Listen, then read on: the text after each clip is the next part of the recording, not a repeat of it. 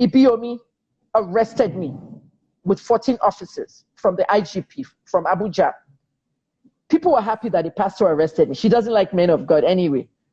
Nobody spoke up for me when they took me to Port Harcourt. Nobody knew where I was. Shaya, do you know that when I arrived at SARS in Alu and I witnessed gunshots, executions, killing young people, everything in that SARS? Do you know after that incident that caused me PTSD, do you know they took me out one day? They just didn't handcuff me to go to the market to buy stuff. You know, you understand me? Yeah, I do. The SARS officers put me in the hillocks. 2 SARS officers, their driver, everybody wearing bulletproof, and me and one girl. The girl was a University of Port Harcourt student. University of Port Harcourt is in Alu, is near the SARS headquarters. The girls in there, they run girls for the SARS officers.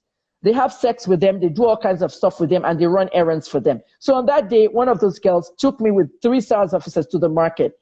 What did we go to do in the market? The IGP gave them money. Oh, Miss KEMI, the IGP gave us money to buy you anything you want. If you want to buy nightgown, toiletries, the day after they took me from my family, with nobody knowing where I was.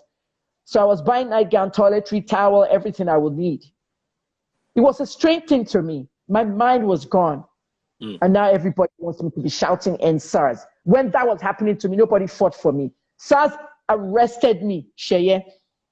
October 12, 2017, my 3rd arrest in a federal courthouse. I tweeted it 3 days ago, but the people on Instagram don't know what the impact of it was. I went to the courthouse to the federal case. A hearing, I traveled from Ibadan to Port Harcourt, stayed in a hotel. I went to the courthouse, met my lawyer there. The federal judge said, we'll postpone the case, adjourned to whenever. They heard the case. It was adjourned to another 3 months. As we came out of the courthouse, my lawyer told me, don't go out until I come with you. He knew something. And this was why I was angry at Eugene Miebi. Eugene should have told me that they're trying to rearrest me for the magistrate case. The magistrate case, I didn't show up because I was sick. I had typhoid. And they gave me a letter. I sent the letter to the lawyers. The lawyer that got the letter did not hand it in. Today, we know that lawyer. I wouldn't mention any names. That lawyer was paid by the prosecution to keep me in prison. They paid you in KEMI's team to keep me in prison. You betrayed the team. So they wanted to arrest me when we finished in federal court. As we now walked to the gate, a man just grabbed me. I fought back. I was screaming, help me, help me. It was a crowded parking lot. There were Hilux vans of police from the cultism squad. People in court. Sure, you know how court is. So many people in the parking lot for other cases. Lawyers, everybody. Everybody just ran to the scene at the gate. He tore my lawyer's robe. I fought back and I did taekwondo. Taekwondo, I kicked him in the groin and I escaped. I ran straight into the courthouse, to the top floor, to the bathroom. I locked myself in the toilet and I went live on Instagram and Facebook. I have all this footage, talking to my fans. They tried to kidnap me. They tried to rearrest me. SARS, I was in a standoff at the courthouse. People don't know this. The media didn't carry it. The media didn't know. I carried it on live. And then I told people to help me. They're trying to kill me. What were they trying to do? Somebody was calling me that morning, a SARS officer, Alu. He was trying to reach me. I saw the missed calls. Sheye? Sheye? Yes, please. Yeah. The place where they kept me in the SARS, Okay. I made one particular officer there. That officer, I can't say his name, but I would just say Officer K. Okay, there are many of them that have the name K, but Officer K and I made friends. He discovered me that I was an intelligent woman. Every morning when they open up, they don't bring the armed robbers out. They bring me out so I can sit in their office and watch. So I can sit in their office and watch TV and eat. That's all I did. Instead of being in a cell for 8 hours, I'll sit in an office watching TV for 8 hours and eat my meals. Then when it's evening, they put me back in the cell next to the armed robbers. But Officer K liked me a lot. We discussed Nigeria things. He just saw the intellectual thing.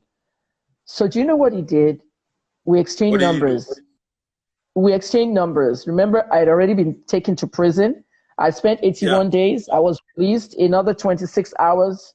So this time now I was released and I was just coming from Ibadan for court. Officer K was trying to call me that morning that they were trying to assassinate me.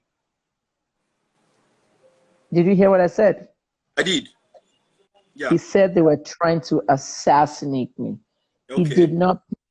I did not pick up calls because I was inside a courtroom, federal court, and we finished. And when we came out, I now turned on my phone.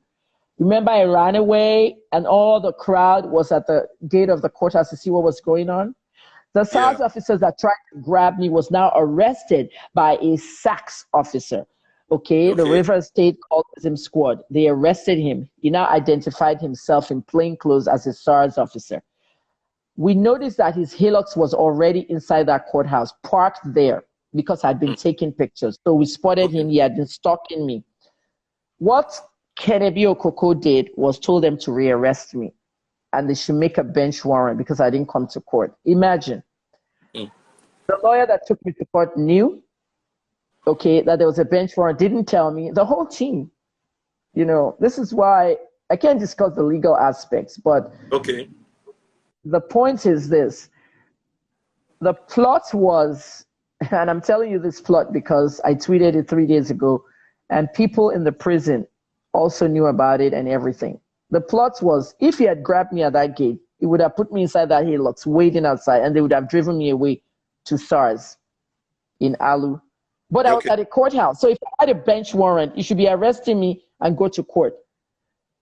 The plan was that when they leave the courthouse, right around where the prison is, if you know Port Harcourt very well, if you leave that federal courthouse, there's an area where the prison is. That area is very dark at night. It wasn't night, but the plan was to shoot into the car. Sure, you are listening to me. I'm listening. I see you doing a lot of things there, but I'm following you. The plan was to shoot into the car, into the police car. Remember, Sheye, how many of us are in the police car? Me, the person that grabbed me, and the driver, and another person in front. So when they shoot into the Hilux, I get killed, but they don't because they're wearing bulletproof vests. You understand what's going on now? I do, yeah. This is what Officer K was trying to tell me, but I didn't get his call. But because I'm a child of God, God did not allow it.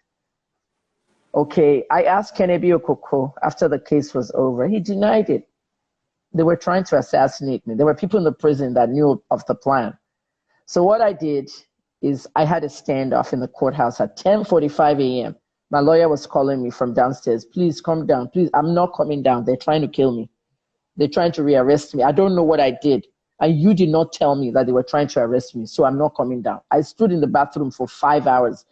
I now came down. When I came down to the lobby, I sat down and all of them were there. The guy that was trying to grab me, KEMI Okoko, the billionaire pastor, and spiritual son of Ibiyomi, they were all there, and all the police. I did not get up. I sat down like this. I said, I'm not going anywhere.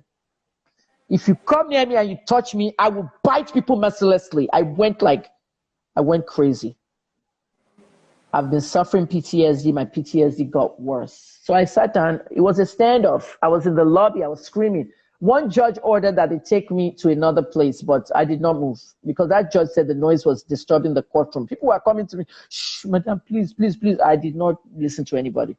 I was sitting in that courthouse from 10:45 a.m. to 5 o'clock. Standoff.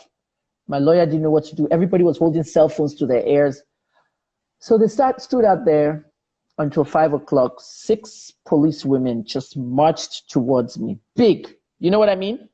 Yeah. Big police women. I guess they were there to grab me or something, Abby. 6 people. They were big women about my height, 6'2", but fat and huge. They marched towards me in a row. I was like, madam, hi. I said, yes. Madam, you've been here for almost 7 hours. I said, I know now. I'm not leaving. Nobody's taking me back to prison. Madam, we're not taking you to prison. Judge Fubara wants to see you. He's holding an emergency hearing for you. She looked at her time. Madam, it's 5:30. The whole quarters have empty. Everybody's gone. But he's having this hearing just for you, emergency. Please just come with us. I said, Eugene, should I go with them? The lawyer said yes. So the women marched in front of me. We were actually going towards the magistrate in the back. I walked into the courtroom. The police prosecutor was there. Everybody was there. The same team of people and the SARS people. And I said to the judge, Justice Fubara, this man, they try to kidnap me. They try to kill me. They try to, you know what I'm saying? Yeah. He said, point to the man that tried to kidnap you in this courtroom. This bastard here. I pointed. I said, this bastard here. Why didn't you come to court? I said, Justice Fubara, I was just in federal court. I was sick. I sent a letter to my lawyer. You know what? At that time, remember, I'm not a prisoner yet. Yeah. I'm still out. So I was holding my iPad. Sheye, I took my iPad and I said, Justice Fubara, your honor. I called him your honor throughout. He knows I'm from America. So he understood. He said, they call him my Lord. I can't call anybody my Lord, other than Jesus or God. So I told them that, So I called him your honor. This is my iPad. He looked at the iPad like this and he saw the letter written to him, He now looked at the prosecutors. Yeah. Why wasn't this sent to me? Why didn't I get this? They were like all looking at each other. Actually, they had already paid my lawyer. When Justice Fubara saw the letter and said, I'm going to give her bail again, this time, okay, I'm going to give her 200,000 bail, okay, with 2 shorties. I did not have shorties. It was when we left the courtroom. The 2 shorties I had for the 1 million naira bill in federal court, they had withdrew. The lawyer from the law firm, actually a very famous law firm who betrayed me and the team, actually told the shorties to go and withdraw. Withdraw, KEMI didn't come to court. You will go to prison if she runs out to America now. Imagine the wickedness of this person. Anyway, so they took me to the prison. So I spent 90 days in Port Harcourt prison from October 12th, the standoff 3 years ago. I recounted that standoff 2 days ago, 3 years, October 12th to January 18. Another 90 days, no shorty. And it was around January 9th that the security guards, the prison guards came to meet me and said, Madam KEMI, you have a guest. I said, I'm not expecting anybody. It was that last 90 days that Nigerians didn't know where I was. It was that last 90 days that Sahara and Premium Times came to the prison. And then they exposed what is keeping her here. Nigerians didn't know where I was. And it was that 90 days that I saw some bad things in the prison that I'm writing in a book.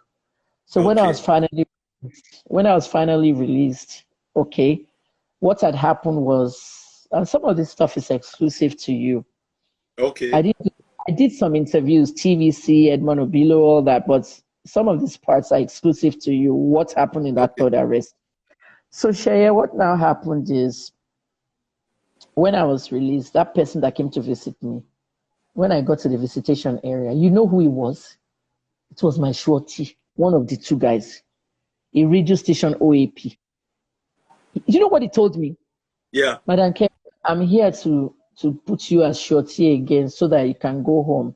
I heard that you are running for governor of Oyo State in 2019. You know, at one point I said I want to run for 2019, and I did some interviews with media. I even did an interview with Obilo. Okay. So you read that I'm running for governor, so you are scared that you put me back to prison for 90 days so that if I actually become governor, you won't benefit from me or I will suffer you back. You now looked at me and said, you never know tomorrow. So what do you want to do now? He said, just give me 2 days. I'll be back and they should release you in 2 days. This is what happened though. 2 days, 10,000 naira. So my own cousin, Tony OLUNLOYO. Do you know Tony? Tony OLUNLOYO. That's Folake's older brother. Okay. Their oldest brother. Brother Tony. Tony gave this guy 10,000 naira to be shorty, and they shorted me out. You destroyed somebody's life for 10,000 naira. I spent 90 days in the prison. I spent Christmas in the prison. My son sang a song for me called Sad Christmas. That song will make you cry. It's one of his music, Rich KJT music, Sad Christmas. And in that Christmas that I spent in prison, my life can never be the same. It's like we were begging. Churches will come with jollof rice. You know, another church will come and give us more jollof rice. We suffered. At one point, I had 5 takeaways on my bed, and I had to give to the male inmates, all the armed robbers in the prison. JJ, Uche, all of them. They were all our houseboys there.